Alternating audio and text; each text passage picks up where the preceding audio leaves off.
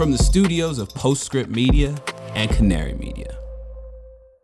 At a 2016 rally in Ohio, newly elected President Donald Trump unveiled his pick to lead the Defense Department. We are going to appoint Mad Dog Mattis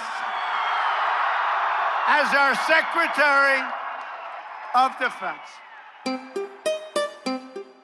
Mad Dog was Trump's pet name for General James Mattis, a retired Marine Corps four-star general. Mattis later said he highly disliked that nickname, and it wasn't the only thing that he and Trump disagreed on. Less than a year after getting sworn in, Mattis resigned over Trump's decision to withdraw troops from Syria. Trump later took to Twitter and Fox News, saying he'd actually fired Mattis. Mattis was a highly overrated general, and I let him go. He was a terrible general. He was a bad leader. Trump and Mattis clashed on a lot of fronts, including climate change. While the president was out calling climate change a hoax and saying wind turbines cause cancer, his general was saying stuff like this about the warming planet. It's a national security issue because when people have to leave devastated areas and move elsewhere, the refugee flows, all the humanitarian effort that goes into it, the willingness of some people to take advantage of those people, terrorists in particular, and recruit from them because they feel a loss of hope. It's a reality we're going to have to deal with. That clip was from a 2019 television interview. It was when Mattis started talking publicly about his disagreements with Trump. But he wasn't just saying this about climate change after leaving office. He also explicitly called it out as a threat in testimony during his confirmation process. Trump went into office ready to smash Obama-era environmental policies. But behind the scenes at the Pentagon, a different story played out, with leaders like Mattis continuing to take climate impacts to the military seriously. So it certainly has been part of the conversation within the Department of Defense, irrespective of the broader political environment. Erin Sikorsky was one of the people behind the scenes analyzing security risks. As an intelligence expert for a decade, her work kept bringing her back to climate. So when I was leading those teams looking at the Middle East and Sub-Saharan Africa, as my analysts were trying to figure out what was going to drive risks of conflict, right, or instability in these states, and what kind of warning we needed to provide to U.S. policymakers about that, time and time again, environmental and climate-related concerns were coming up. And I realized it was something that we needed to dig into more and better understand. During the Trump years, Erin became the deputy director of the Strategic Futures Group at the National Intelligence Council. That's an organization that acts like a bridge between the U.S. intelligence community and Washington policymakers. On the ground, her analysts saw exactly what military leaders were describing from their top posts. The warming planet is posing a wide set of new security problems. And Erin's work reflected an evolving approach to climate change inside the military and intelligence communities, treating it not as a distant threat, but as an acute risk. You know, you can predict with fairly high confidence at certain temperature levels what the physical risks will be on the planet, right? From climate change, sea level rise, extreme weather events, temperatures, heat waves. But what you can't predict as much is what humans will do in response. Earlier this month, the Army released a blunt report saying exactly that. Mass migration, resource conflicts, and extreme weather are already impacting how the military does its job. And Army leaders have a first-of-a-kind plan to do something about it. So it sounds to me like there is real strategy that is unfolding and change happening within the military and intelligence community. I think so. I am optimistic. I think the challenge is they need to move as fast as possible because we don't have time to waste. And so we need to use all the tools in our toolbox to tackle them. This is The Carbon Copy. I'm Stephen Lacey. Over the last decade, military and intelligence leaders have pushed climate change to the top of their threat lists. And after years of risk assessments, the military is now talking about how it intends to address them. This week, what does the Army's new plan reveal about how climate will influence America's national security strategy?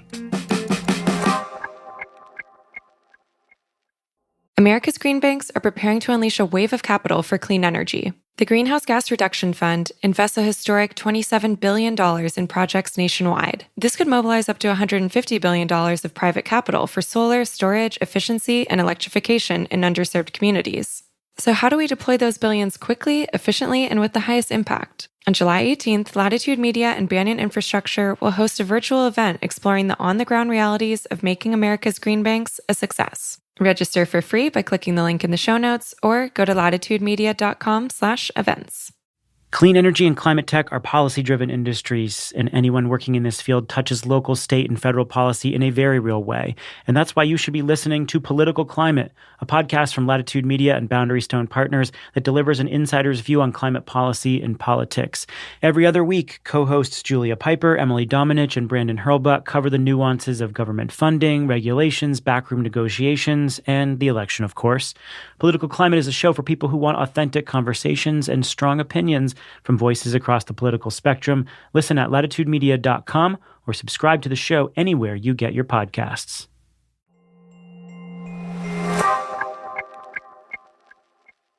This month, the Army issued a report on how it plans to deal with new challenges in a rapidly warming world. As director of the Center for Climate and Security, Aaron Sikorsky is paying close attention. The report is short, it doesn't make specific money requests, but Aaron says there's a lot of new detail about how to slash Army emissions, use clean distributed energy for tactical benefits, and elevate climate experts.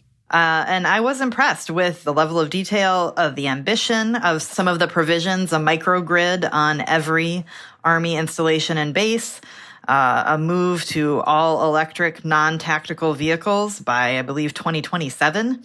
Making sure to hire people at the headquarters level who have a strong climate science and climate security background. All of those, I think, are good steps forward for the Army and set a good standard then for the other services to follow. And again, a model for other allies and partners to follow as well. The scope of what the Army is trying to do is different, but this isn't entirely new territory. The Army's been installing solar and microgrids on bases for many years, and it's been testing solar and electrical tactical vehicles out in the field. It builds on decades of evolved thinking from top military and intelligence officials, as assessments have turned into warnings, and warnings are now turning into policy. What is the history of how this has been treated as a national security threat? In the 90s, the intelligence community stood up a program called MEDIA, which was meant to link climate scientists with the CIA and with satellite imagery collection so that climate scientists could use that imagery to make historical assessments of how the climate has changed. So basically using information that the intelligence community was already collecting anyway, but using it for a different purpose. You know, this was post-Cold War. What do we have all these tools for? Well, one of the things we can use these tools for is to help scientists make better assessments about climate change and how that world is changing. That was then. Fast forward to now, and really we're in a different place where the intelligence community needs to bring in those climate scientists, not to share what the IC knows about the world, but what those climate scientists know about how the world is changing and help the intelligence community integrate that into their work.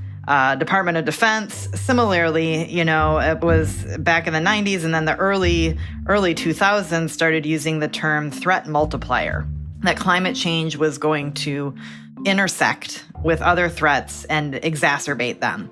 So make threats of political instability, of conflict, of concern over water access or food access worse than they already were. So the Quadrennial Defense Review in 2010 included the term threat multiplier. And really from there, since then, DoD has continued to deepen and expand its work on climate change.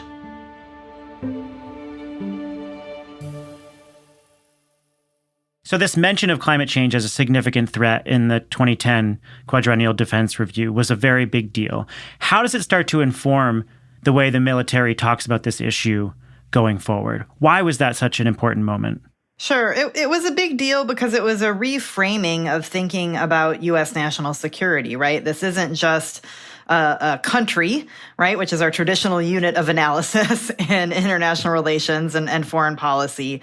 It's not a country posing a threat to the United States. It's not even a terrorist group or a super empowered individual, right? It's a non-state, cross-border, actorless, some people call them actorless risk, that was going to shape the environment and shape the landscape in which the military was operating. And so the military's thought about it in multiple ways over the years, really first thinking about it in terms of resilience and infrastructure. What does climate change mean for our military bases, for our ability to operate in different locations around the world? What are we going to need? How are we going to have to change how we do business? I would say now it's expanded beyond that, though, kind of direct impact to a more sophisticated understanding of how climate change shapes other risks and threats, whether it's competition with a country like China or Russia, or whether it is risks of political instability in the Middle East, as we saw after the Arab Spring and the civil war in Syria, and the role that drought played there in driving internal migration and then driving instability within that country, and how the kinds of operations that the military will be called upon to do as well, both in terms of humanitarian assistance and disaster relief missions abroad, as the number of billion-dollar disasters increases around the world, as well as here at home when the National Guard, right, in California is responding to exponentially more fire days every year than they did 10 or 20 years ago, and having to interrupt their training and evacuate bases and turn to protecting the homeland from these climate risks. So what is the Army saying in this document that is new? Yeah, I think a lot of the ambition around mitigation or cutting emissions is new. And obviously, given the size of the Defense Department, again, they're a key actor in catalyzing that change. And so that, I think, was the newest piece in the Army strategy. I think the other piece of the puzzle here is the adaptation and resilience side, because there are some changes baked into the system now, given the level of carbon that's in the atmosphere and where we are already. So changing the approach to thinking about where instability might arise or what kind of operations that the military has to do, especially in the humanitarian assistance and disaster relief. I think that's where I hope to see the Army and the rest of the military really focus as well. Coming up after the break, a little bit more about how President Biden is putting military preparedness at the center of his climate agenda as the real-world impacts in the field mount.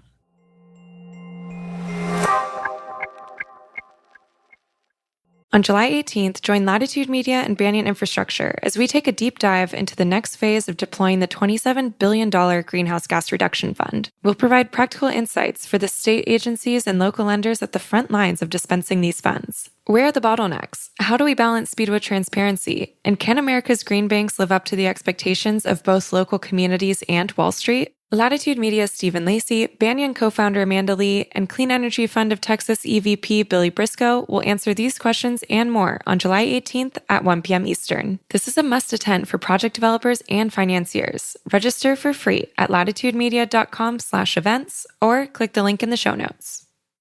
I'm Julia Piper. I'm Brandon Hurlbut. And I'm Emily Domenech. A little over a year ago, political climate took a break so we could focus on the groundwork of implementing America's biggest ever climate bill, the Inflation Reduction Act. I'm excited to say, political climate is back. And I'll be joined by my two co-hosts to riff on the top political stories and insider scoops, from state houses to the halls of Congress to regulatory agencies and even international climate talks. We'll explain how those developments are driving industry decisions today. Political Climate is a show for people who want authentic conversations. And to learn about how energy and climate policy is shaped within both political parties, from the people who have actually helped shape it. So join me, Brandon, and Emily every other week, starting in April, for fresh episodes of Political Climate. Subscribe to the show wherever you listen to podcasts.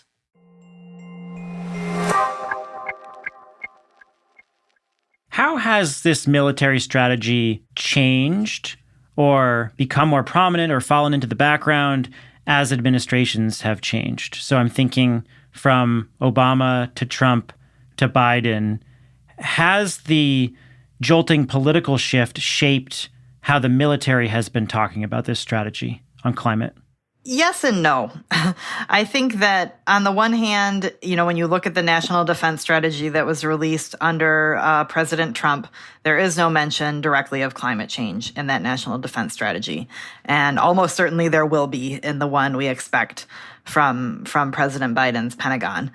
At the operational level, climate security, climate change has continued to be a consideration at the department.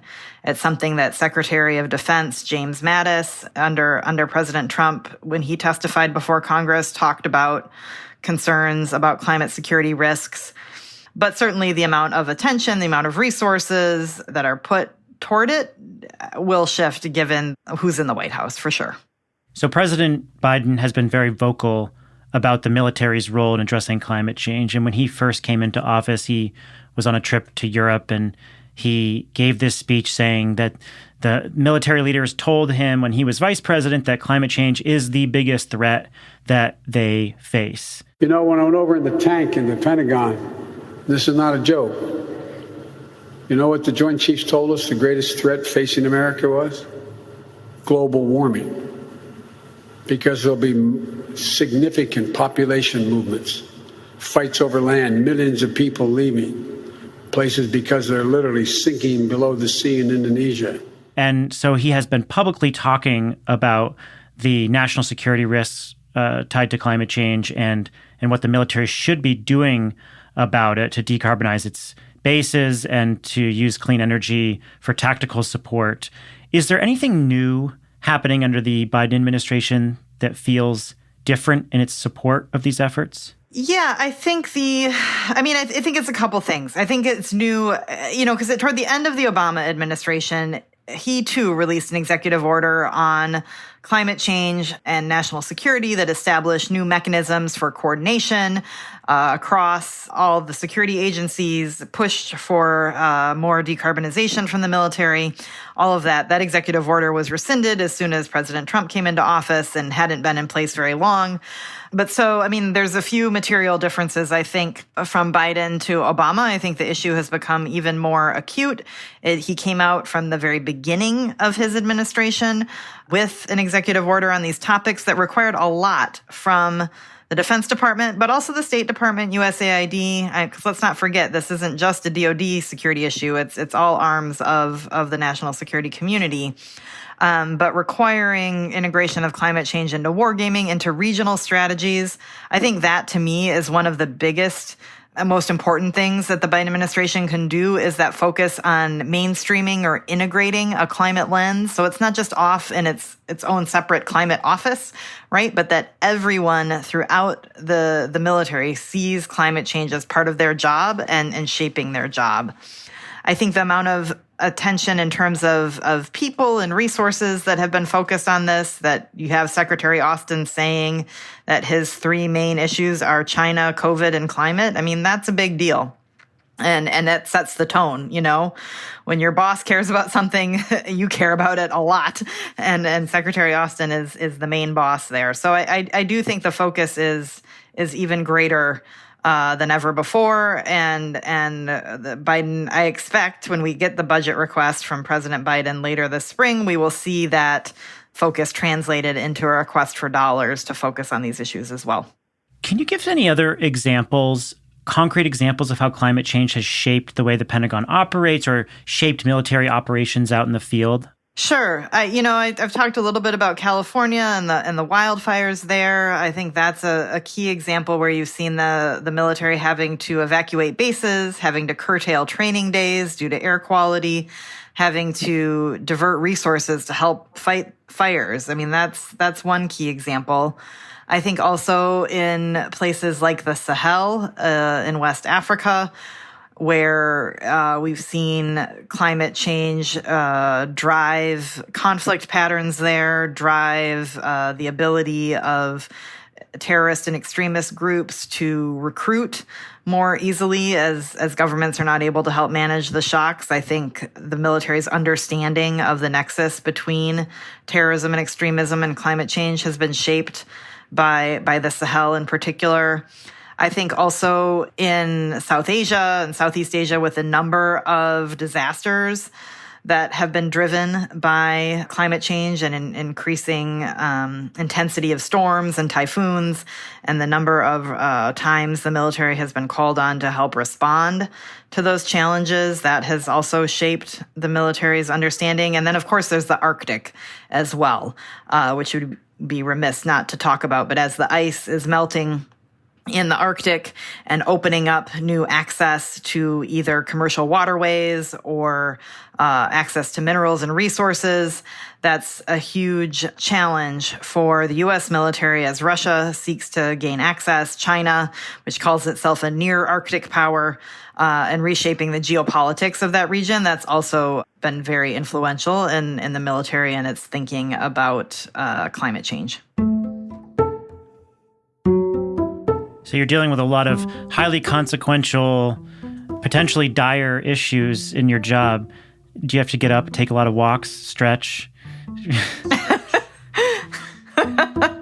Yeah, I do. But I will say too, I mean, we focus so much on the risks of climate change and national security, but I will say there are opportunities as well by bringing a climate lens to peace building, for example, to preventing conflict, to try and intervene before instability or conflict happens, bringing in an understanding of what it means for there to be more extreme weather in a community or more droughts or less access to water, and getting ahead of the problem. I mean, had you told me when I was a brand new analyst in the intelligence community that we had models that would show us what a foreign leader was going to do 5, 10, 15 years down the road, I mean, I wouldn't believe you, first of all, but if I did, then I would say, why aren't we using it?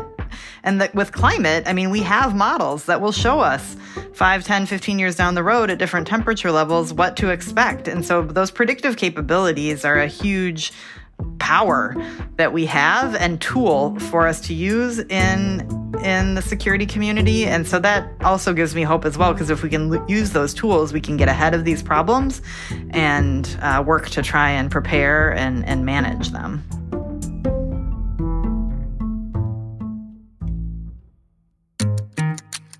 Erin Sikorsky is the director at the Center for Climate and Security.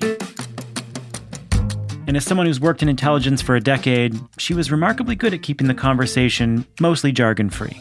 If I'm talking to someone from the Pentagon, per se, or a military paper, I would probably use a few more acronyms and a few more jargony terms. But I tried to avoid them here. I don't know. The Carbon Copy is a co-production of Postscript Media and Canary Media. Our producers are Jamie Kaiser, Daniel Waldorf, Alexandria Herr, and Dalvin Abuwaje.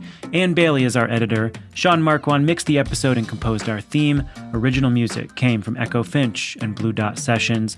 Thanks to Canary Media for their partnership. Go to Canary Media to see all our episodes, subscribe to the Canary newsletter, and give us a rating and review wherever you listen to this show on whatever podcast app you're on right now. And listen to our companion podcast, Catalyst with Shale Khan, deep dive conversations on how to decarbonize the global economy. Join us here next week. I'm Stephen Lacey. Thanks for being here. This is The Carbon Copy.